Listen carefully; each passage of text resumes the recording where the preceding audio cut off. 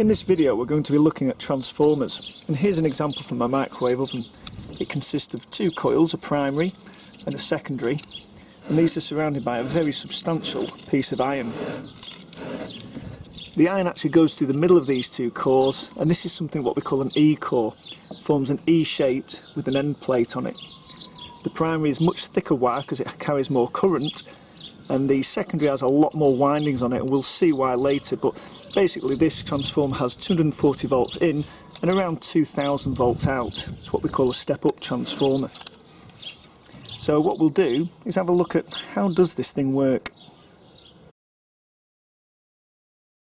A transformer relies on two key physics principles: electromagnetism and electromagnetic induction. Electromagnetism is when an electrical current generates a magnetic field. Electromagnetic induction is where a magnetic field causes an electrical current to flow. As you can see, one is just the reverse of the other. The basic transformer construction consists of a primary coil magnetically linked via an iron core to a secondary coil. The primary coil generates a magnetic field, and the secondary coil converts that magnetic field back into a flow of current or a voltage. So if we look at what goes on in a wire when we pass a current through it. When we pass a current through a wire, the red arrows representing the increase in current flow, a magnetic field is formed. To get a stronger magnetic field, we get more current to flow through the wire. Alternatively, what we can do is use two wires. Doubling the wires effectively doubles the current flow past a certain point, and therefore it doubles the magnetic field strength. We can use this in a transformer to make some very strong magnetic fields by using a coil. We can use this principle of multiple wires to greatly increase the strength of an electromagnet. By looping a wire into a coil, the same current carrying conductor passes the same point repeatedly. The magnetic field from each wire effectively adds together and makes for a very strong magnet.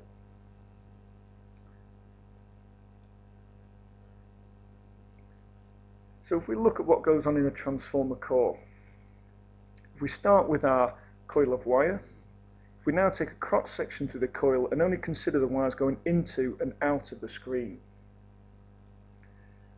By convention, we represent objects going into and out of the page using dots and crosses. And imagine an arrow being fired from a bow. If you can see the cross of the feathers of an arrow, it's travelling away from you. If you can see the point of the arrow, it's heading towards you. We can now add the magnetic field of each conductor as we have seen previously.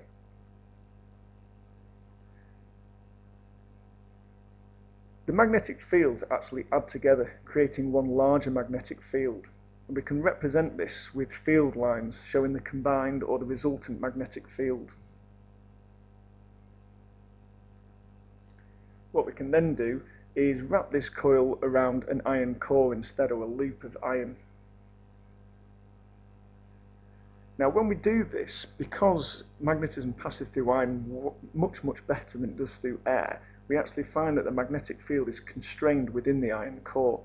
It permeates the iron core. Permeates just means travels through, basically. Iron can be several thousand times better at conducting a magnetic field than air. So if we now look at the primary side of the transformer, we can see how we generate this magnetic field which passes through the secondary coil.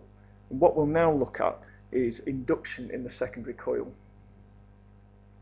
The principle of induction involves moving a magnetic field past a conductor.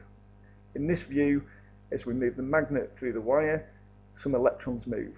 We move the magnet the other way, and the electrons move in the opposite direction. The key thing is, if I move the magnet faster, more electrons move. So the faster I move the magnet, the greater the current flow. But key to this is that it's a moving magnetic field that causes the electrons to move. In other words, a changing magnetic field generates a current. So let's have a look at that inside the transformer. First, looking at the primary side of the coil, the red arrows represent the magnitude of the current, so bigger arrows, bigger current. I increase the voltage, the current increases, and I get a growing magnetic field. But once the current is the same, the magnetic field is static, it stays the same. So let's look at that again. Increasing voltage, increasing current, changing magnetic field, Voltage stays the same, current stays the same, magnetic field stays the same. The key thing is, a voltage is only induced in the secondary coil when the magnetic field is changing. So as long as the magnetic field is changing, we've got a voltage in the secondary coil. But once the magnetic field stays the same, there's no voltage induced. So just watch that again. Changing magnetic field, we have a voltage in the secondary, but when there's no change in magnetic field, we have no voltage. So what we actually need is an input voltage that changes constantly. And we can do this using a sine wave. As you can see, the sine wave constantly changes voltage, which constantly causes a change in magnetic field, which means we're always going to have a voltage induced on the secondary.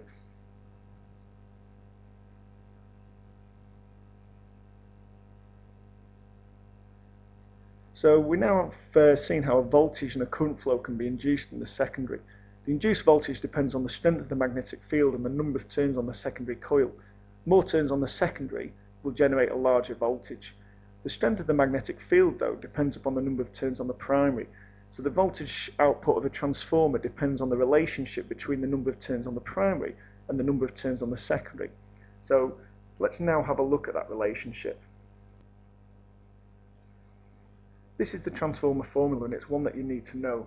It simply tells us that if we take the ratio of the voltages, secondary divided by primary, it's the same as the ratio of the turns, secondary divided by primary.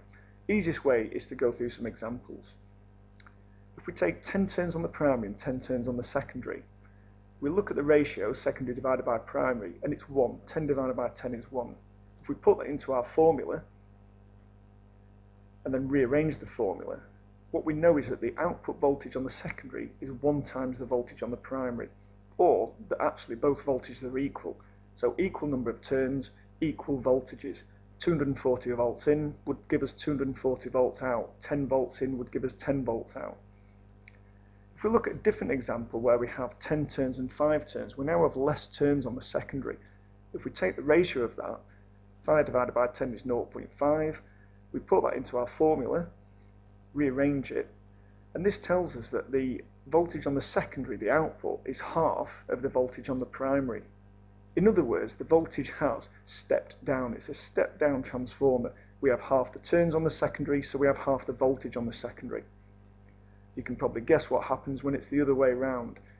Again, work out the ratio, put it in our formula, rearrange the formula, and this now tells us that when we have twice as many turns on the secondary, we get twice the voltage on the secondary. This is called a step-up transformer. So in summary, voltage causes electrons to flow. Flow of electrons is a current. The current generates a magnetic field. By looping the wire, we can increase the strength of the magnetic field. The magnetic field passes easily through iron, and changing magnetic field induces a current in a conductor. Therefore, transformers have to use alternating currents. They will not work if you just connect them to a battery.